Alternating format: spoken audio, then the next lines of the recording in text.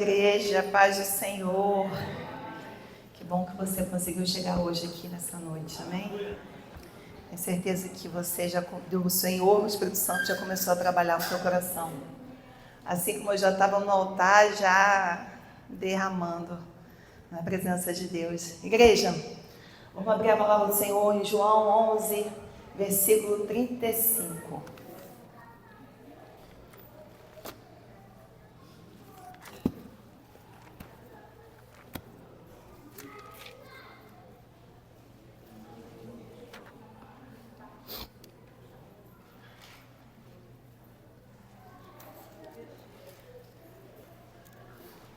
Pode ficar de pé.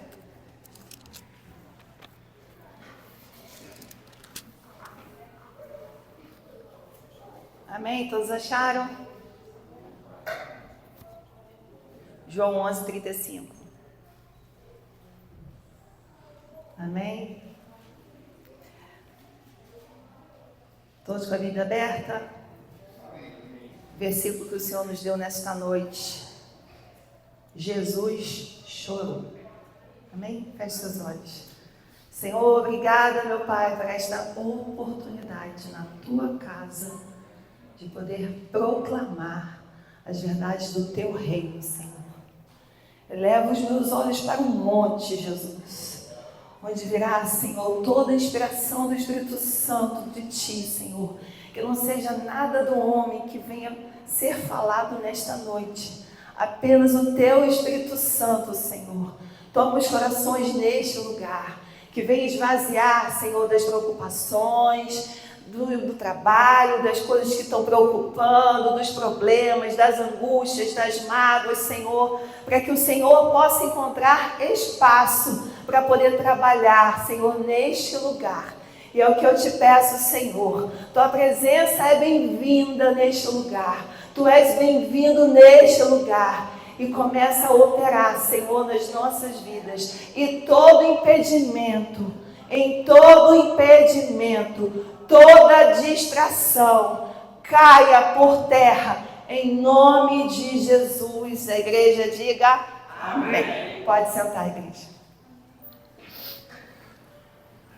Esse versículo foi o versículo que eu acredito que desde a minha infância, a minha avó sempre falava assim: qual é o menor versículo da Bíblia? Jesus chorou. Lembra? Qual é o menor versículo da Bíblia? Jesus chorou. Só que são apenas duas palavras com um impacto tão profundo, algo tão intenso, que é além daquilo que a gente pode entender. Lázaro, Marta, esse versículo ele faz parte de um capítulo que fala a respeito da ressurreição de Lázaro. E para quem não sabe, Marta, Lázaro e Maria eram amigos íntimos de Jesus. E Jesus ele estava em Pérea, ministrando as verdades do reino. Jesus estava lá realizando curas. E chegou a notícia: seu amigo Lázaro, a quem você ama, o seu amigo a quem você ama, está enfermo. Jesus ouviu, mas a Bíblia diz que ele permaneceu em Pérea ainda 2 dias. E a palavra que ele disse foi o seguinte: essa enfermidade não é para a morte, e sim para a glória de Deus, para que o Filho de Deus seja glorificado. Mas até então está tudo bem, porque os discípulos viram Jesus permanecendo no mesmo lugar, e daqui a pouco Jesus se manifesta e fala: vamos para a Judéia. E os discípulos temerosos: mas o mestre, o senhor vai para a Judéia, um lugar que quase fomos apedrejados, porque a fama de Jesus corria por todos os lados. Todos os feitos de Jesus ameaçavam os líderes naquela época. Então eles tinham receio de retornar naquele lugar, porque existia sim uma chance de morrer. Não muito diferente nos dias de hoje, quando a gente fala de Jesus, nem em todos os lugares a palavra de Jesus é bem recebida. Muitos ficam incomodados porque não sabem o que significa Jesus. Não sabem o que é viver em Jesus, não sabem o que é ter experiência E Jesus não sabe o que Jesus fez por cada um de nós. Mas isso é esquisito quando você pensa assim, olha, tem um amigo seu que está doente, um ente que você ama, qual é a tua atitude? O normal seria o quê? Opa, deixa eu arrumar minhas coisas, que eu preciso visitar esse amigo, eu preciso ver o que está acontecendo. Só que Jesus continuou onde ele estava. Enquanto Jesus estava lá, continuando no seu trabalho, na casa de Marta, Maria, existia 2 dias de angústias, 2 dias de falta de esperança, 2 dias de lamento, 2 dias de desespero, e Jesus continuava o seu trabalho. Jesus chega e fala o seguinte, porque o inevitável aconteceu. Nosso amigo Lázaro adormeceu, mas vou para despertá-lo. E os discípulos, tanto que a gente entende que os discípulos só foram se converter verdadeiramente depois que Jesus ressuscitou. Eles não entenderam o que significava aquele sono. Eles achavam que fosse apenas uma soneca, um soninho, só que era o sono da morte. E Jesus claramente fala o seguinte, em João 11:14, Lázaro morreu. E Jesus se dirige para Betânia. E quando chega lá, seu amigo Lázaro já estava sepultado há 4 dias. E havia muitos judeus consolando aquela família por causa do morto. Marta vai ao encontro dele e fala o seguinte, se o Senhor estivesse aqui, não teria morrido o meu irmão. Mas também sei que tudo quando pedires a Deus, Ele te concederá. Porque existia uma crença naquela época judaica, muito comum, que quando um corpo, o morto, ele estava lá sepultado, o espírito rondava ainda 3 dias. Então existia ainda uma remota esperança que Lázaro viesse a ressuscitar. Mas Marta vai até Maria, em segredo, e fala o seguinte, o mestre te chama. E agora a gente começa a entender. Tudo que está atrás do versículo, Jesus chorou.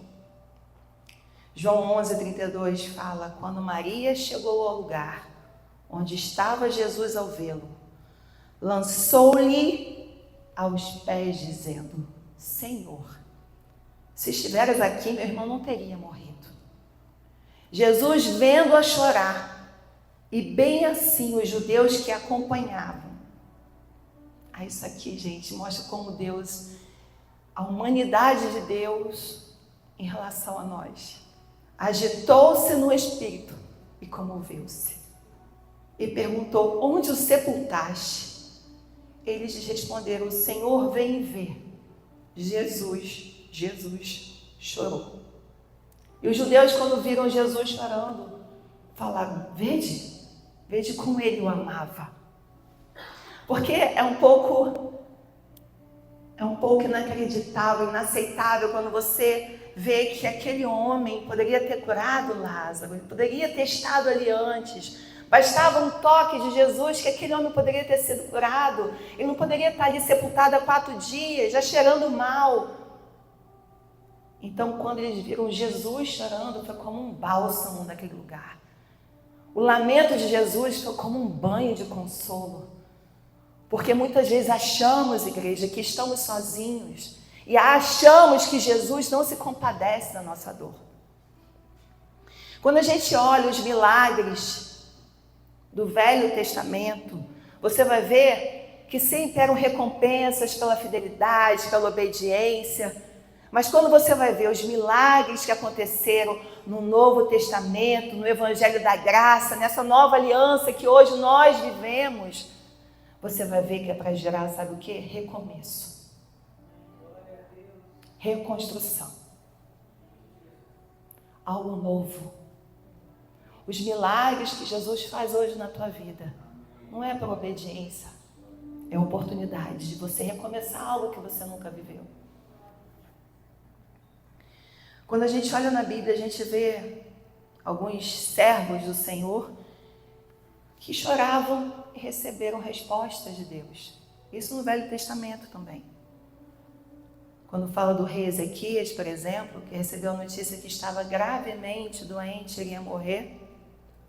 Isaías 38:3 fala assim: lembra-te, Senhor, peço que andei diante de ti com fidelidade, com inteireza de coração e fiz o que era reto aos teus olhos. E chorou muitíssimo. Isaías 38 fala: vai e disse a Ezequias: assim diz o Senhor, o Deus de Davi teu pai, ouvi a tua oração e vi as tuas lágrimas. Acrescentarei, pois, aos teus dias 15 anos. Agar chorou, estava no deserto, desesperada, porque seu filho estava prestes a morrer porque não tinha água. Gênesis 21:16 fala assim: afastando-se, foi sentar-se defronte à distância de um tiro de arco, porque dizia: assim não verei. Morreu o menino. E sentado-se em frente dele, levantou a voz e chorou. Gênesis 21:17. Deus, porém, aquele menino, igreja, estava chorando. Ela se afastou para não ouvir o filho dela chorar. Porém, ouviu a voz do menino e o anjo de Deus chamou do céu Agar e lhe disse: que tens, Agar? Não temas, porque Deus ouviu a voz do menino daí onde está. E Ana, estéril, sofria provocações da outra esposa do seu marido, porque não podia ter filhos. 1 Samuel 1:10 fala assim: levantou-se Ana e com a amargura da alma orou ao Senhor e chorou abundantemente. Versículo 17. Então lhe respondeu Eli: vai-te em paz, o Deus de Israel te conceda a petição que lhe fizeste. E Jairo, igreja, Jairo era o líder da sinagoga, um homem de posse, de autoridade importante. Ele tinha escutado falar de Jesus, ele soube dos feitos de Jesus. E a filhinha dele de 12 anos estava doente. Só que quando alguém levava a mensagem para alguém: olha, a pessoa está doente, é porque a situação já estava muito séria. E a Bíblia fala que ele foi até Jesus suplicar para sua filha doente. Só que eu complemento mais: ele se lançou aos pés de Jesus, se lançou em súplica, se lançou em choro, porque a sua filha, que ele amava, estava enferma. Jesus, vendo aquilo, o que ele fez? Se compadeceu. Aquele homem de posse se humilhou. Talvez ele tivesse todas as razões para ser soberbo, mas ele estava ali humilhado, se humilhando diante de Deus. E o que Deus fez? Se inclinou a ele e se dirigiu para a casa de Jairo. Só que no caminho, a mulher hemorrágica interceptou Jairo. Jairo não, Jesus. Tocou na orla. Jesus parou. Jesus liberou a cura. Mas o inevitável aconteceu. Aí falaram assim para o Jairo: não incomodes mais o mestre. A tua filha está morta. E aí, sabe qual foi a resposta de Jesus? Não temas, crê somente, ela será salva. Mas será que é isso que você gostaria de ouvir caso ouvisse que a tua filha estivesse morta? Seria melhor se Jesus falasse assim: ô Jairo, pode deixar, quando eu chegar lá eu vou ressuscitar, vai ficar tudo bem. Mas ele simplesmente chegou e falou assim: não temas, crê somente. E eles se dirigiram para a casa de Jairo. E quando chegou lá, ele falou: ela dorme. Quem estava com ele? Os discípulos. O que os discípulos também ouviram de Jesus? Lázaro dorme. E quando ele chegou lá, o que aconteceu? Tomou a menina pela mão e falou: levanta-te. Talita cumi, levanta-te. Sabe por quê? Porque Jesus tem a chave da salvação, que muitos não sabem, que a chave da salvação é a ressurreição. Ressurreição da vida, aquilo que está morto. Ressurreição daquilo que não tem mais jeito. Assim Jesus fez naquela casa. Quando ele falou, não, crê somente, a tua filha será salva. Quer dizer o seguinte, eu tenho a chave da vitória. Eu tenho a chave da ressurreição. Crê somente que eu posso dar vida. Jesus é o alfa e o ômega. Jesus é o princípio e o fim. A última palavra quem dá é Ele. Sabe o que Jesus está falando para a gente, igreja? Eu sinto a tua dor. Eu sinto a tua dor. Não pense que Deus não te vê. Deus te vê sim. E Ele fala, eu sinto a tua dor sim. Mais uma vez, Jesus estava ensinando aqueles discípulos. Aqueles discípulos precisavam ver quem era Jesus. Jesus possui o poder da ressurreição. Sabe o que isso quer dizer? Que a morte não tem domínio sobre aqueles que creem em Cristo Jesus. João 11:25. Jesus fala assim para Marta. Eu sou a ressurreição e a vida. Quem crê em mim, ainda que morra, viverá. E todo que vive e crê em mim, não morrerá. Eternamente. Crês isto? O que Jesus está nos falando é que Ele tem a chave da vitória. Ele tem a chave dos recomeços. Ele tem a chave da restituição. Ele tem a chave da ressurreição. Ele pode ressuscitar alegria na casa de qualquer um aqui neste lugar. Assim como Ele trouxe alegria na casa de Lázaro. Ele pode ressuscitar o sorriso que foi perdido. Ele pode ressuscitar a unidade da família que não existe mais. Ele pode ressuscitar a volta de um filho que se foi e não tem mais jeito. Para o homem, porque o homem age naquilo que ele acha, mas Deus age naquilo que é impossível ao homem realizar. É assim que Deus age no impossível. Jesus, Ele nunca foi insensível a você, igreja. Muitos tratam Jesus somente na Bíblia. É um mártir, é o que morreu, é que não sei o quê, mas está faltando tempo dedicado a um Deus que talvez os seus olhos não consigam ver, os seus olhos não consigam tocar os cabelos, não consigam sentir, mas Jesus, Ele é real.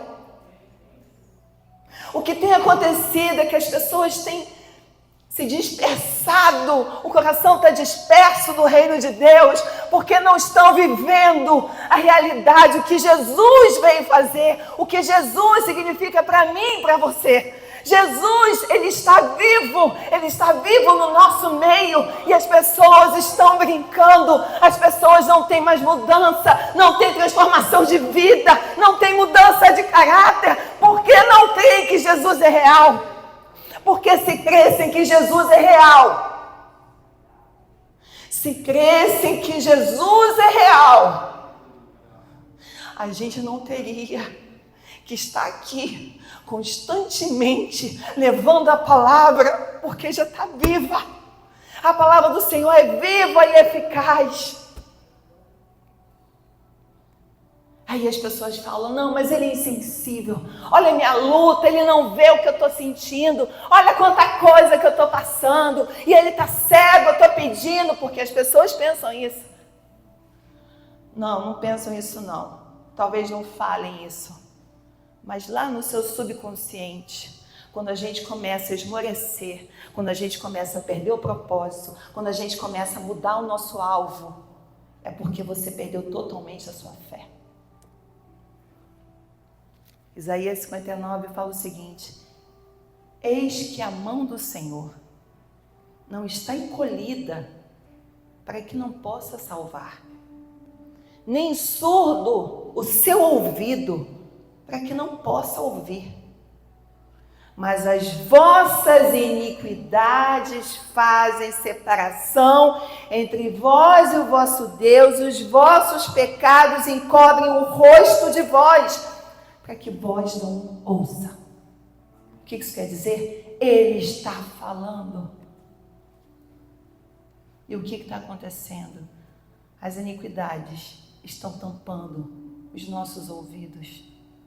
E você acha que Deus não está falando mais. Quando Jesus chega em Betânia, aí falam para ele, já cheira mal, já tem 4 dias, já cheira mal, Senhor. E ele chegou e falou assim, tirai a pedra. Sabe o que acontece? Muitas pessoas não estão prontas para viver o milagre, porque estão ouvindo, já cheira mal, não incomode mais o mestre. Ela já morreu, não tem jeito. Começam a rir daquele que espera um milagre. Inclusive, Tiago 1,6, que eu amo esse versículo, fala o seguinte: peça, porém, com fé e nada duvidando, pois o que duvida é semelhante à onda do mar, impelida, agitada pelo vento. Não suponha este homem que alcançará do Senhor alguma coisa. Homem de ânimo dobre e constante em todos os seus caminhos. Se você não crê, não espere nada do Senhor. Se você não tiver sua fé firme, não espere nada do Senhor. Se você duvidar, nem peça, porque não vai acontecer. Não suponha este homem que alcançará alguma coisa do Senhor. Não vai alcançar, igreja. A Bíblia fala que quando a pedra foi tirada, Jesus orou. Falou assim, Jesus levantando os olhos para o céu disse: Pai, graças te dou porque me ouviste. Aliás, eu sabia que sempre me ouves, mas assim falei por causa da multidão presente, para que creiam que tu me enviaste. E tendo isto, clamou em alta voz: Lázaro, vem para fora. No 42, presta atenção, eu sabia que sempre me ouves. O que Jesus está ensinando aqui? Ele precisava ter falado? Por que Jesus orou? Em todo o tempo Jesus está ensinando. Clame, fale com teu Pai. Ele escuta, Ele age na hora certa. Irmãos, eu li um livro que tem assim, que trabalhou muito no meu, ministrou muito no meu coração, que se chama As 12 Lições da Vida de Jesus, de um teólogo chamado Alain Brizotti. Uma bênção se você pudesse ler. E uma das coisas que ele falou e que me marcou é que fala que para você viver um milagre, você precisa ter o antes. O que é antes, igreja? O que você entende do antes? É uma história. Você quer viver um milagre? Você tem que ter história com Jesus. Mas espera aí, história? Mas eu acabei de aceitar Jesus. Não importa se você tem 30 anos de igreja, se você tem 1 ano de igreja, ou se você aceitou Jesus nessa manhã. Porque o último capítulo do antes se chama arrependimento. Se você viveu 1 hora, você aceitou Jesus como seu Senhor e Salvador, foi verdadeiro, foi intenso. O último capítulo do teu antes foi arrependimento. E quando você se arrepende, você começa a viver o durante. E sabe o que é durante? Porque para chegar o depois tem o durante, amém? Para chegar ao futuro tem alguma coisa, tem um processo. E esse processo se chama durante. E o que é durante? É a presença dele durante a perseguição. É a presença dele durante a angústia. É a presença dele durante o seu lamento. É a presença dele durante a sua prova. É a presença dele durante a sua guerra. Aí, eu não sei se você já falou isso. Eu não sei como é que eu aguentei isso tudo. Quem já falou alguma vez isso? Não foi você. Não foi você. Não foi você que aguentou, foi porque ele estava durante com você. Só que é o seguinte, para chegar no depois, tem que ter o antes, para viver o durante, para chegar no milagre. Isso tudo quer dizer, sabe o que, igreja? Conteúdo. É conteúdo com Jesus, é vida com Jesus. Sabe, aquele aparente descaso de Jesus em relação à morte do seu amigo, talvez para muitos tenha achado esquisito, né? Como no texto mesmo fala, se ele estivesse aqui, apenas já ia abrir os olhos de Lázaro. Existia um propósito para que o nome de Jesus, de Deus, pudesse ser glorificado. Na verdade, foi a oportunidade que Deus teve para mostrar que Ele tem controle sobre a vida. O recomeço é dele, a transformação da renovação da mente é dele, é tudo ele. Só que o melhor dessa história é que antes de chegar ao milagre, Lázaro, Marta e Maria tinham o antes com Jesus. Tanto que se você seguir um pouco mais a história, você vai ver que depois de um tempo, Lázaro ressuscitou e ficou tudo bem. Sabe o que Maria fez? Jogou nardo puro aos pés de Jesus, preparando ele para o sepultamento. Sabe o que quer dizer isso? Devoção, gratidão, amor. Sabe, reconhecer quem é Jesus na vida dela. Quem foi Jesus na vida deles, daquela família.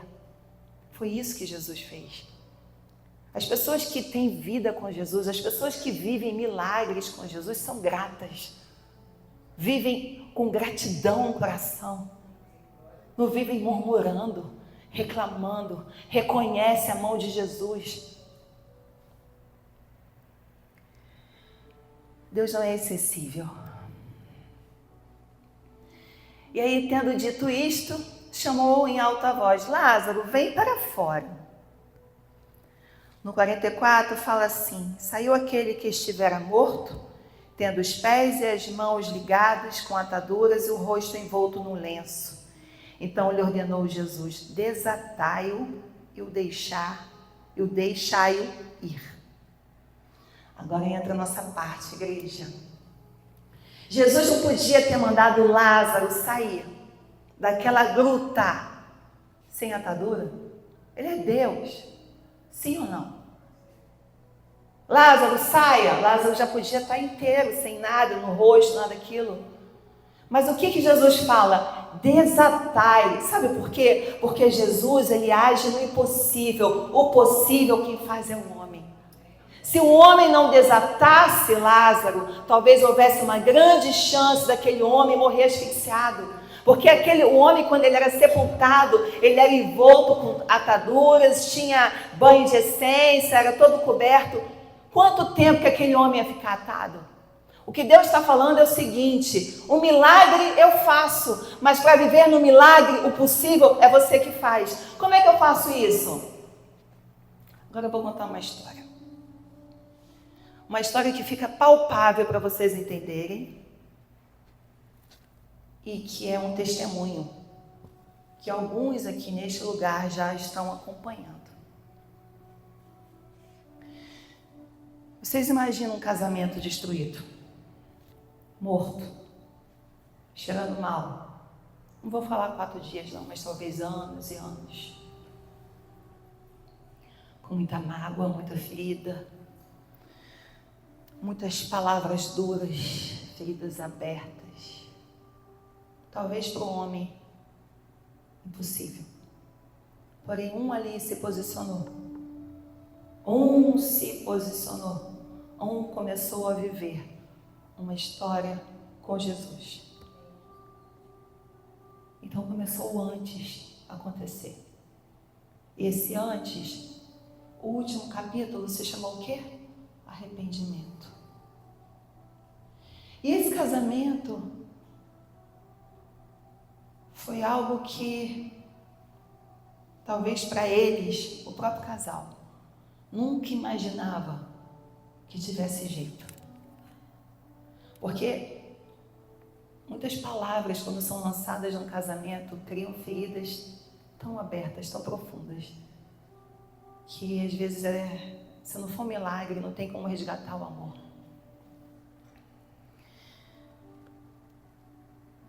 Na verdade, Deus começou a se tornar o primeiro naquela relação. O que eu quero dizer é o seguinte: Jesus tem que ser o primeiro na tua vida. Eu amo meu filho, amo meu marido, amo. Jesus tem que ser o número 1 na minha vida. Eu não posso ser o número 1 do meu marido. Jesus tem que ser o número 1. E quando começaram a colocar Jesus como número 1, sabe o que aconteceu? Durante briga, prova, discussões, lamento, falta de esperança, um machucando o outro, mas Deus estava ali. Deus estava sustentando. Deus estava sustentando durante. E sabe o que Deus fez? Eles começaram a viver um milagre, porque o depois chegou. Aí eu te falo, e agora está tudo resolvido? O depois chegou, está resolvido? Não está resolvido. Porque agora Jesus fala o seguinte: desatai a atadura da amargura, desatai a atadura da dor no teu coração, desatai a atadura da falta de perdão, desatai a atadura das feridas abertas, desatai, porque o Senhor quer operar. O que eu quero dizer é o seguinte: vão ter dias na sua vida que você vai viver simplicidade. Não precisa ter novidade. Você não precisa ficar pisando no sobrenatural toda hora. Não é isso. Mas aquele que vive no milagre experimenta dias especiais todos os dias. Os dias não são iguais. Este casal que teve o milagre de Jesus de reconciliar, de trazer o amor de volta, Jesus já fez o milagre. Só que o desatai é papel deles. Desatai é o papel deles. Dia a dia. Tira uma atadura. Tira um lenço. Perdoa. Usa palavras doces nos lábios. Abrace. Dia após dia. O Senhor nos ensina, tem nos ensinado isso. O impossível eu faço. Qual milagre que você já viveu na tua vida? Faz uma reflexão. Será que você ainda lembra do milagre? Porque o que acontece é que a gente almeja tanto algo que esquece daquilo que Jesus já fez. Qual é o milagre? Olha para as tuas mãos, olha para os teus pés, olha o lugar que você está. Qual foi o milagre que o Senhor já fez na tua vida? Então comece a ser grato. Você está vivendo do milagre. O que a gente precisa entender é que quando a gente vive desse milagre, igreja, outros começam a chegar. Imagina você quando você quer dar um presente para alguém que você gosta. É tão gratificante quando você dá um presente e você vê aquela pessoa que recebeu valorizar aquele presente, não é bom? Você sente prazer, você quer dar de novo, não é? E aí, deixa eu ver se eu acho aqui esse versículo. E aí você quer dar aquele presente para aquela pessoa, de outro presente, porque aquela pessoa que você ama recebeu tão bem aquele presente. Só que isso não vem de você. A bondade que você tem não vem de você. Essa essência não vem de você. Nós somos imagem e semelhança do nosso Criador. 2 Coríntios 9:11 fala o seguinte: vocês serão enriquecidos de todas as formas para que possam ser generosos em qualquer ocasião. Só que é o seguinte, quando você dá um presente, você vê que aquela pessoa recebeu bem, você tem vontade de dar de novo. Mas quando não recebe bem, não dou mais, não deu valor, porque gastei dinheiro à toa, não é não? 1 Tessalonicenses 5,18 fala o seguinte: em tudo dai graça, porque esta é a vontade de Deus em Cristo Jesus para convosco. O que quer dizer o seguinte, igreja? Sejamos gratos. Quando você começa a viver um milagre, Deus chegou com um milagre na tua vida e chegou o momento do desatai. Desatai. Guarda esse verbo no teu coração. Desatai. Todos nós que estamos aqui, estamos debaixo de milagre. Se você não consegue ver, faz uma reflexão. Quando você estiver sozinho, pede para Deus te mostrar. Se você está aqui, é porque você é fruto de um milagre. E quando o Senhor fala desatai, o que quer dizer? Faça o possível, porque o impossível sou eu que faço. Desate, se esvazie.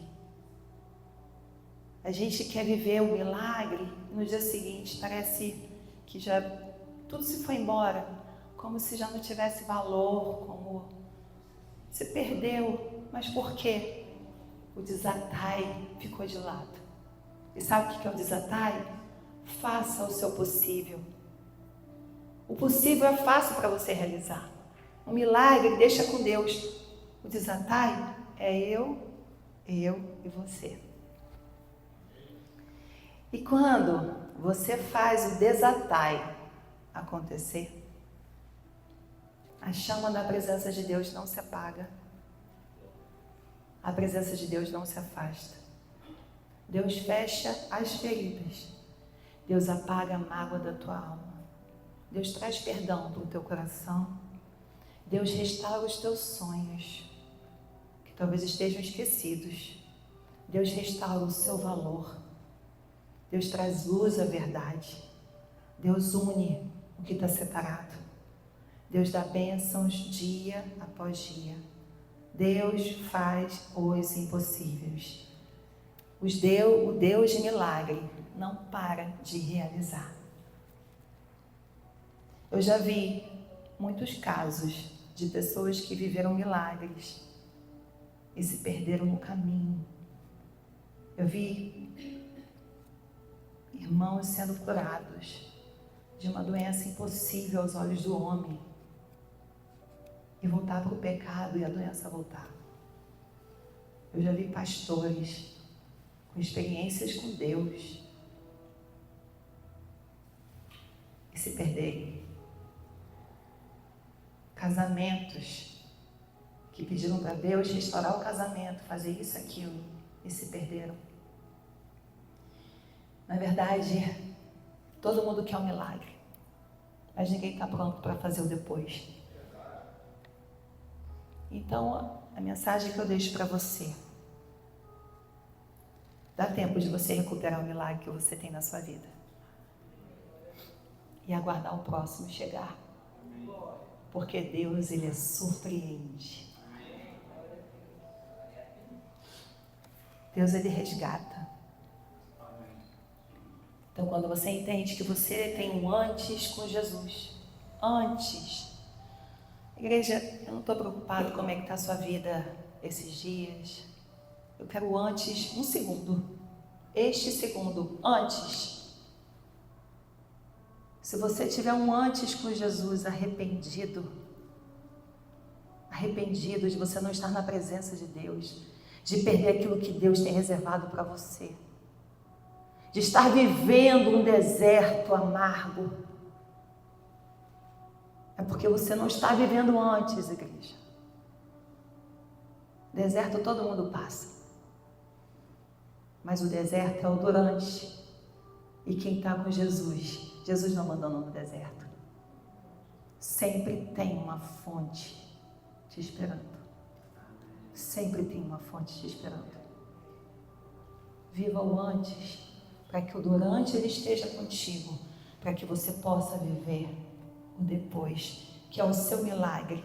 E quando chegar o milagre na tua vida, é o impossível dele, faça o possível depois, para que esse milagre não se perca mais. Tirai a pedra. É o que todos nós queremos ouvir. Tirai a pedra. Talita cumi. Levanta-te. Queremos viver milagres, Jesus. Queremos viver milagres, Jesus. Mas creia, igreja, que você já está vivendo milagre. Você já está vivendo milagre. Comece a ser grato pelo que o Senhor já fez na tua vida e pelo que Ele vai fazer. Comece a desatar. O Senhor te chama nesta noite para desatar. Eu botei aqui para recapitular tudo que eu falei nesta noite para que você não perca. Deus traz vida ao que está morto. As vozes contrárias não podem ser empecilhos para você viver milagre de Deus. Existe um propósito para o atraso de Deus. Ele nunca chega atrasado. Ele chega na hora certa para que o nome dele seja glorificado. Não é para a sua morte, não é para você ficar chorando, não é para a sua dor. Ele vai chegar na hora certa. Tudo será sempre para a glória de Deus. Deus não é insensível a você. Jesus orou ao Pai para que todos vissem, assim como nós, assim como está registrado. Pode orar, pode clamar, pode suplicar, pode gritar, porque Ele vai te ouvir. Ele vai te ouvir. Deus, Ele é fiel com aqueles que têm antes. Deus vai te ouvir. Só vive de milagre quem tem história. Quem tem antes. O último capítulo do antes se chama arrependimento. Quem vive o antes sabe que no durante não vai estar sozinho. E aguarda o milagre que virá depois. Só vive no milagre quem realiza os possíveis. Realize os possíveis onde Deus te colocar. Valorize os milagres que já aconteceram. E Deus vai te levar a milagres cada vez maiores. Seja grato.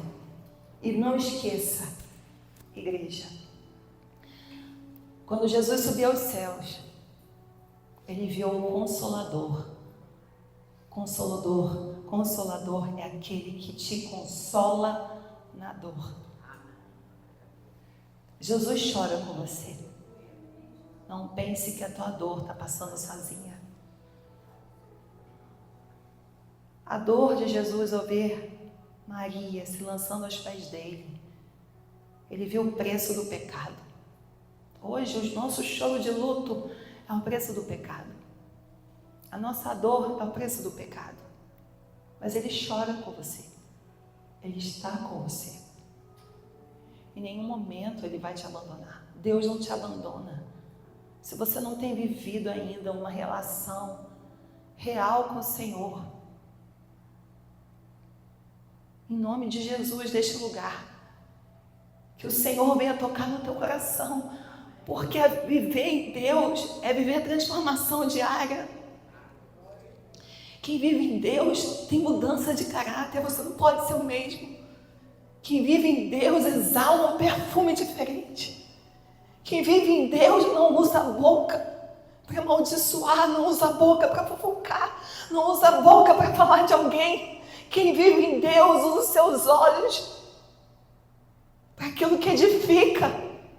Porque a gente tem vivido agora esse jejum, igreja, para que a gente possa experimentar algo que o Senhor quer para nós. Esse é o jejum da edificação, porque muitos estão deixando de experimentar o novo, querem viver o milagre. Deus já deu o milagre, mas você não mudou para o novo ainda. O milagre é para você recomeçar.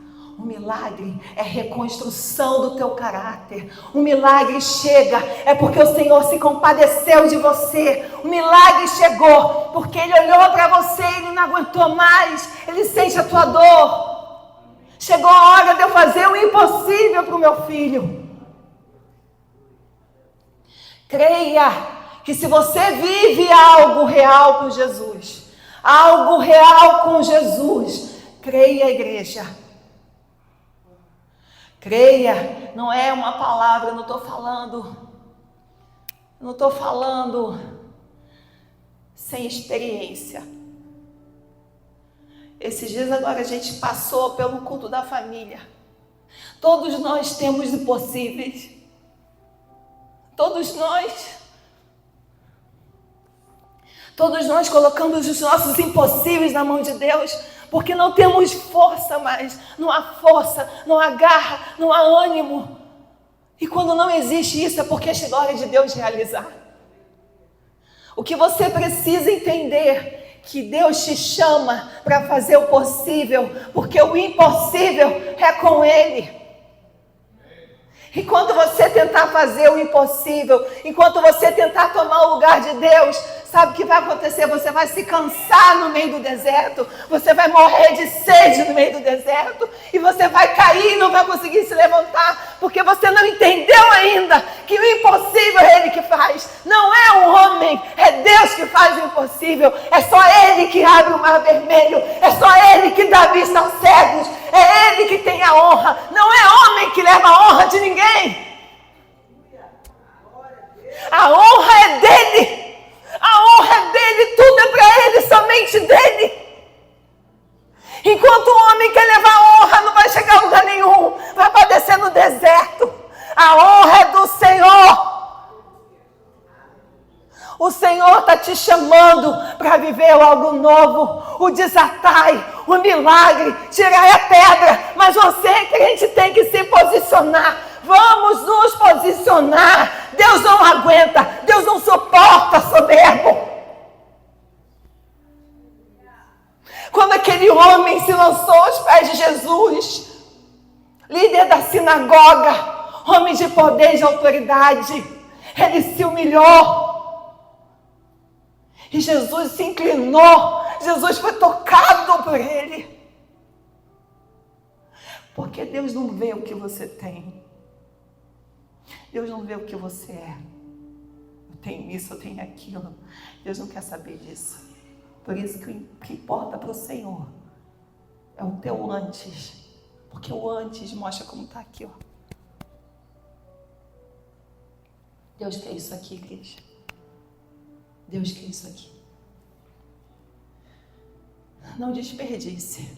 O mundo jaz do maligno.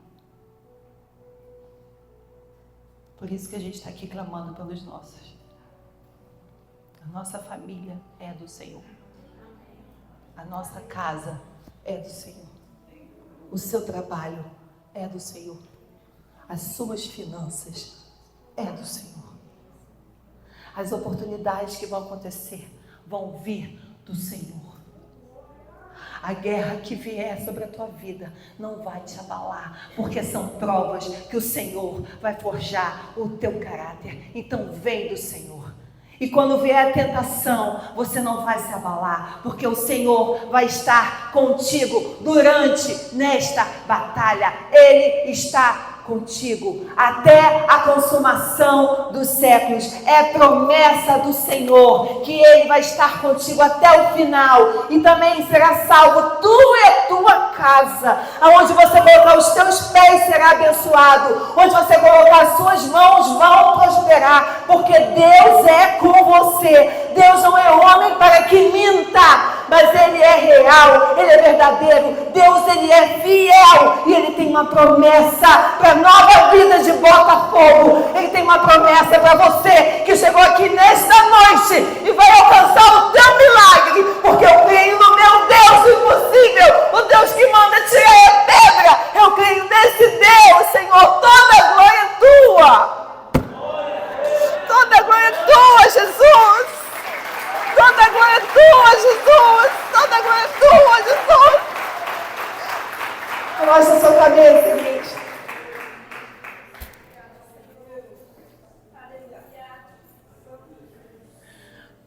Oh, Jesus. Começa a falar com o Senhor que você quer viver algo novo.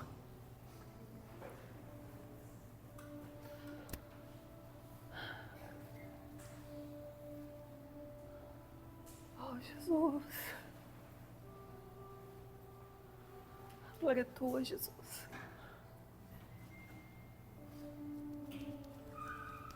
A glória é tua, Jesus.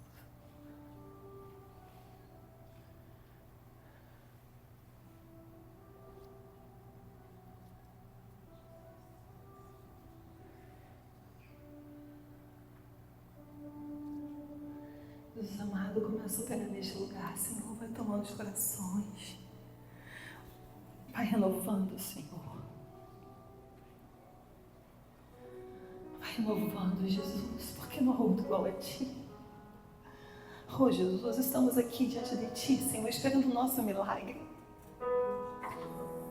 Queremos estar prontos para receber o nosso milagre, Jesus. Queremos viver um antes contigo, um intenso, Senhor, e profundo, Senhor, na Tua presença. Queremos ter a certeza que no durante, Senhor, Tu está com cada um de nós.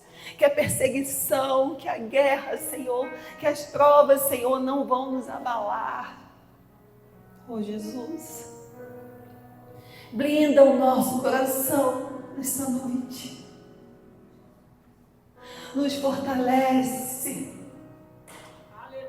Nos vivifica, Jesus, na Tua presença.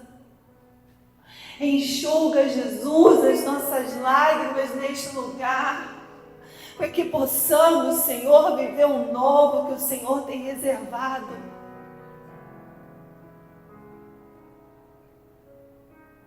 A Tua palavra diz que o coração do justo tem muitos seus efeitos, Pai. Então escuta, Senhor, o nosso clamor nessa noite. Venha operar, Senhor. Venha trabalhar no nosso coração. Venha arrancar aquilo que o Senhor não se agrada.